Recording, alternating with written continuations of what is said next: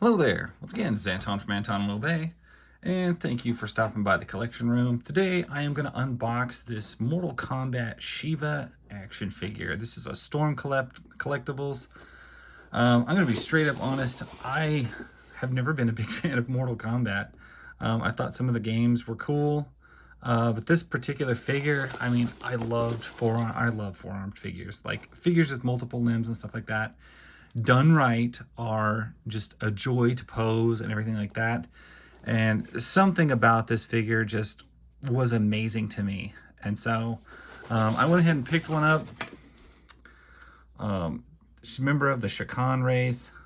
Most of you people who are Mortal Kombat fans will probably already know more about this character than I do by leaps and bounds. It's just a really cool looking figure, and I was just like, man, I love Storm collectible stuff. I've got a few of their pieces, and this just looked amazing. And so I picked it up. Big packaging box. The thing is way bigger than I thought. Like, it is enormous, and that's why I'm doing the review out here. I couldn't fit it in the red booth. Just didn't seem to want to fit in there.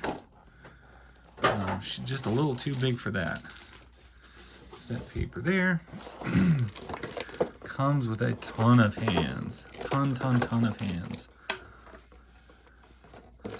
Which is, I guess, makes sense. Put that down. We get a weird ice ball effect thing. You know, I like how everything just kind of dropped out nice and easy. I didn't have to fight any of it. Sometimes with stuff, I hate how much I have to fight it.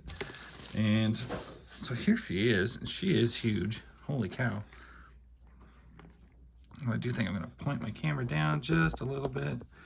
Kind of get her in focus here. I'm gonna leave her stand there while I look at this thing real quick.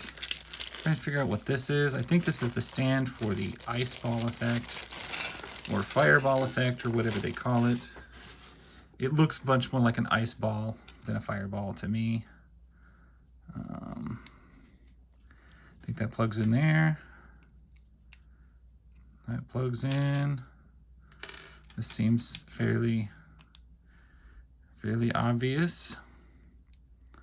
I don't know where that goes.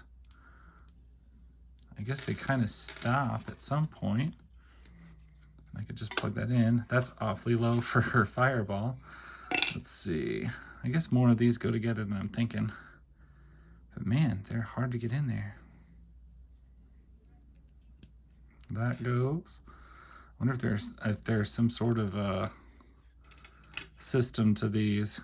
They don't seem like random.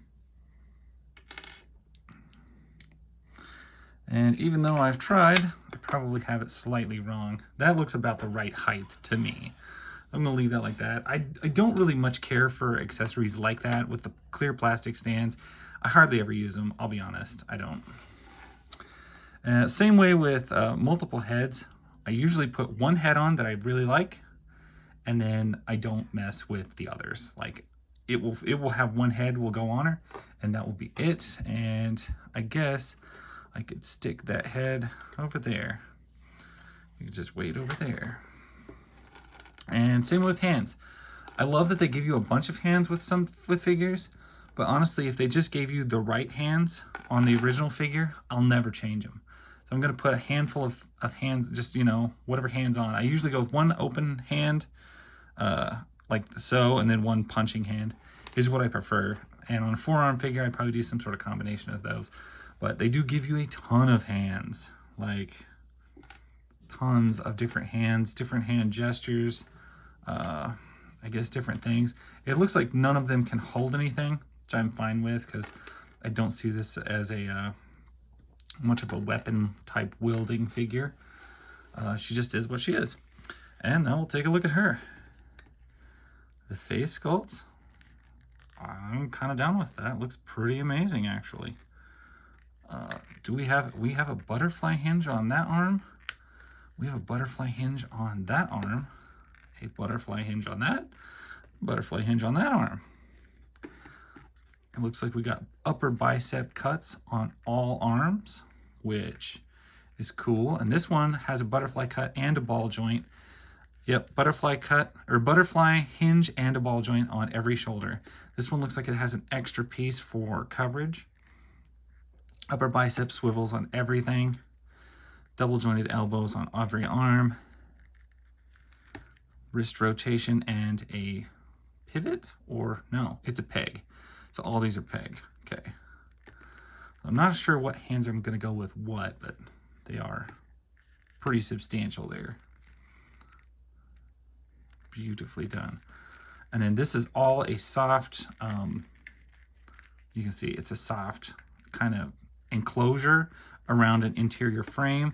So the upper torso part is soft. The middle torso is hard, and then once again, the lower torso will be flexible for movement, for ease of movement. And that makes this piece have the most articulation in it, which you get a crunch, which goes back and forward a long ways. The belt looks like, no, it's loose. I was gonna say, I thought it was stationary. And then you get full rotation out of each of these. But if you want the outfit to line up and stay lined up, you'll have to stay like that. You got a big ball joint up right inside the thigh there. No upper thigh cut, but it does rotate at the top. But that is a huge, huge leg. Double jointed knee, but it still doesn't fold up all the way, simply because the girth of the leg. Let's see. Do you get a rotation at the calf? No, you don't. I kind of would have assumed that you would, but you know, it doesn't really make any difference to it. You get an ankle rocker, pivot. I can see the peg that goes that way. You do get toe articulation, which I am normally 100% against. But on feet this big, especially where they're bare, you know what? I'm not mad at it. I don't hate it. She is huge. I can't stress how huge she is. I can only show you. So I have here just a kind of average 6-inch scale Marvel Legends.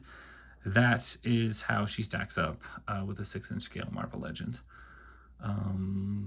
Yeah. Here's a Marvel Legends Build-A-Figure. She towers over him. I mean, towers over him. For another size comparison, I'm just grabbing stuff I got nearby. We have Pentagon Jr., and you can see he is a 7-inch scale, and he is coming in just right at just above the navel. So she's a very large figure. You want to compare her to a Marvel Legends of her comparative caliber. There she is next to Spiral. This is a 6-inch scale figure, guys. This gal is huge. She's enormous. The paint, the color. She's got texture and color all over. You got all these weird like scale things on the back, which look rather good. Oh, I forgot to point out the head articulation, which seems like it's on a dumbbell because it rotates, looks up, looks down, and it feels like there's more articulation. Ooh, there's a joint inside at the base of the shoulders too, covered completely by the, whatever you call this, the like rubber vest that is the upper torso. So that's pretty cool. These are very squishy. But yeah, this thing looks great. I can't get over how amazing it looks. And like I said, I'm not a Mortal Kombat fan, not a big person on the game or anything like that. But I just, you know what? There's some figures that look really good, and I love the way that they are made. And she looks fantastic. She is huge. And I'm assuming to be made into scale with your standard 7 or 6-inch figure, because she's, correct me if I'm wrong, she is enormous. So I have other Storm collectible figures, and like she would tower over them. I have like a Chun-Li, which she would be like way huge compared to. Yeah, I don't have anybody like immediately close I could just grab. I would compare it, but yeah, they're only coming to like here, so I can't get over how big she is. Posability on this thing is killer. It's kind of way better than I thought, and definitely a amazing centerpiece like figure. Like, she will definitely stand out on your shelf because she's just ridiculously huge. But yeah, what a strange and amazing piece. Like I said, I'm not terribly familiar, but when it comes to a figure that looks awesome, there's no brand loyalty there. If you make something that looks this great, more power to you. Anyway, that's pretty much my review. I appreciate it. I appreciate you guys watching. This gal was a pretty good expense. So it is something that I will be spending, or I already spent my YouTube income for the month on, and I appreciate you guys watching, making it able for me to occasionally splurge on something like this, and I really appreciate it. Anyway, like I said, that's my story. Catch you guys later. Bye.